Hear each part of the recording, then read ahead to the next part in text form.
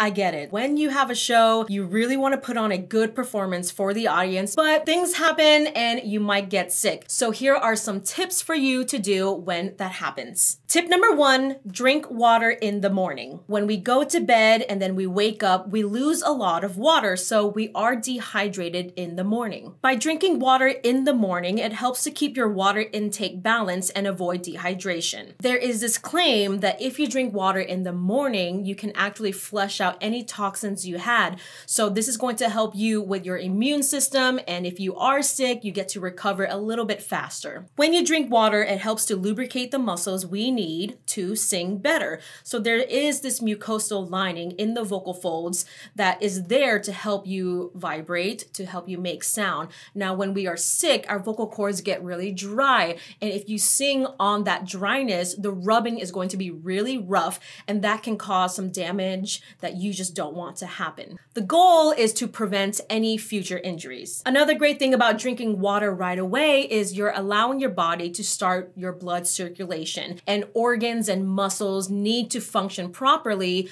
but they can't do that if you don't have blood circulation going. You need oxygen to travel throughout your whole entire body for your muscles to work. So instead of going straight to your coffee, if you drink a lot of coffee, I suggest you drink water in the morning instead. Tip number 2 is use a steamer. The brand I use is called My Pure Mist. It's a steamer that creates warm water vapors that seeps into your muscles. The great thing about a steamer is that the water can go directly onto your muscles. Versus drinking water, you have to wait for the water to travel from your feet all the way up to your head. Now, if you use a steamer, you get the effect right away. So when you are sick, you're gonna have a dry throat, or you might experience nasal congestion, especially if you're going through a cold or a flu. And so a steamer is really good at alleviating those symptoms. I use it when I want to rehabilitate a tired or overused voice, especially if you teach a lot, if you perform a lot, you have a lot of rehearsals happening. I see a lot of people lose their voice during tech week before opening night. So use a steamer to make sure that you are keeping your voice moisturized. Anytime you are trying to sing on a dry voice, you're gonna cause extra rubbing that is not good for your vocal cords. Another great thing about a steamer is that it cleans any bacteria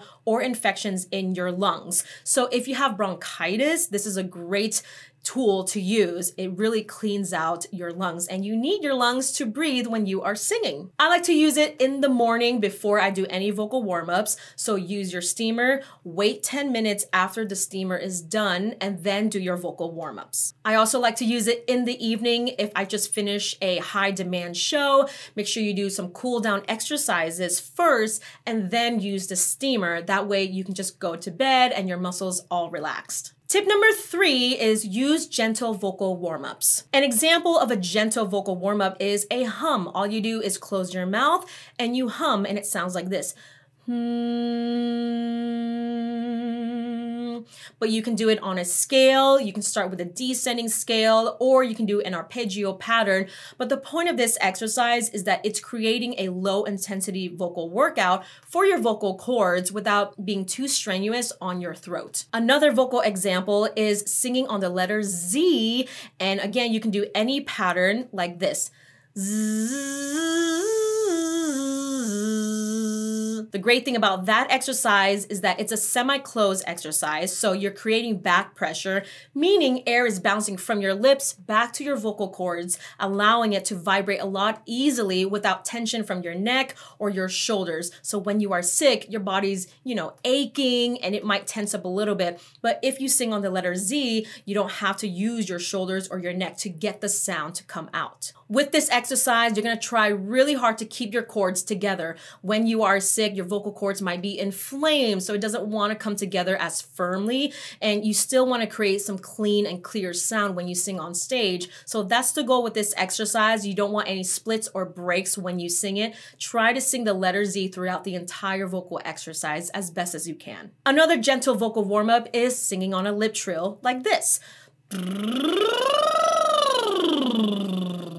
Now, I like to use a lip trill on a slide to start because stretching your vocal cords is a great way to create elasticity, and you need elasticity if you're trying to reach higher notes, and it also lubricates your vocal lining when you do these stretchy exercises. So the gentle warm-ups that you can use again is a hum, sing on the letter Z, or lip trills. Tip number 4 is don't rely on medicine. Now, this is a personal choice. If you do need to take medication for some reason, make sure you talk to your doctor or physician about this. But for me, I really don't want to rely on any medicine because I don't trust what the ingredients are. I don't know what they're gonna do to my body.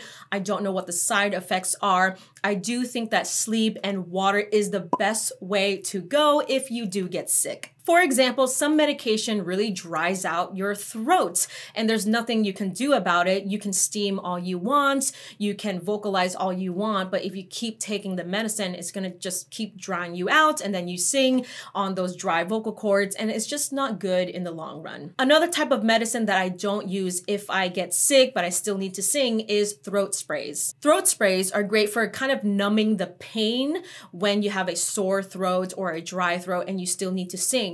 However, the issue with this is when you go on stage and you sing, the adrenaline takes over and you belt your money notes, you go hardcore on your performance and you don't realize how much strain you put on your vocal cords because everything is numb, it feels great. Now, when the effects go away, you start to feel that pain again and you don't know if you actually tore something that you just don't realize you did during a show. So throat sprays are great quick fixes, but it might have long-lasting side effects that we are not aware of, and I just don't trust it.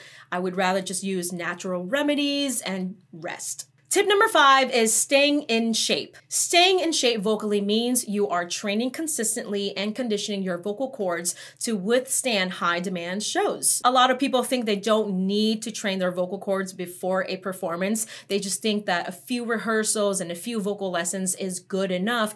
However, if you get sick and if your vocal cords are inflamed, it's really hard to sing. Now, if someone is a trained professional, they are consistently working on their vocal strengthening every day, even if they do get sick, they can still sing decently, but it's not going to be the best that they can sing, but they can still make sound, make more clean sound versus someone who hasn't trained daily. Many times professional singers just cannot cancel a gig. So you just have to sing your show. You just have to do your show because honestly, canceling a show or dropping out of a show is very costly and some people just can't do that. Therefore, a great way to prevent you from canceling any shows is training well in advance so that if this does happen, if you do get sick, you can still do your show. You're still far away from the audience so that you don't get them sick or anything. But if you are worried about singing and you are sick and you don't want to cancel something, I think a great way to prevent all of this from happening is just making sure you stay in shape way in advance. Another way to make sure your vocal cords stay in shape is actually stay in shape overall with your body.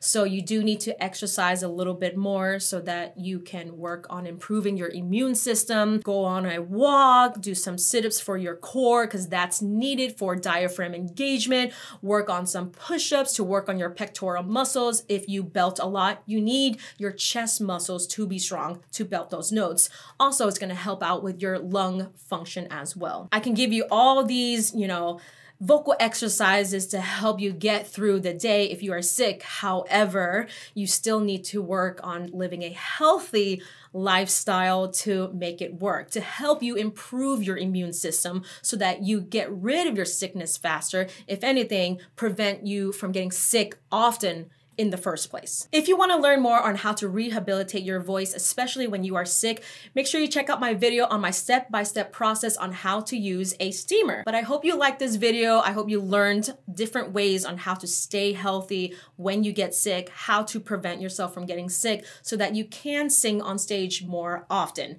But thanks for watching. That's all for now, and I'll see you next time.